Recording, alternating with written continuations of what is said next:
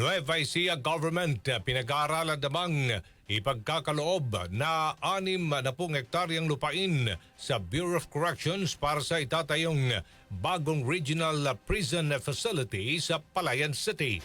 Radyoman Ace Blanca, RMN, Nueva Ecija sa detalye.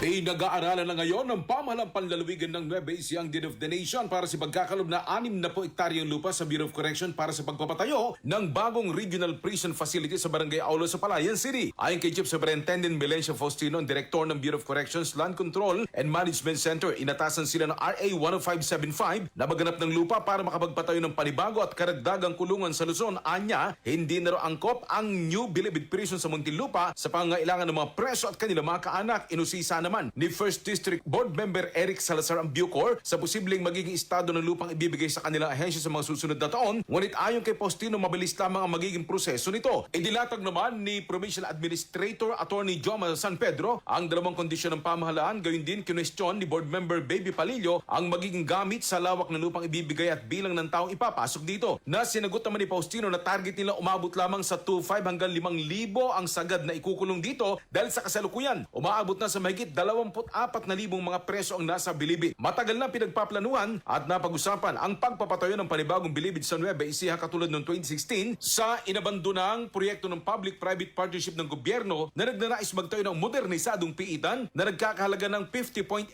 billion pesos sa Fort Magsaysay sa Palayan City. Kasama mo sa RMN Nueva Ecija, Radyoman Ace Blanca, Tatak RMN.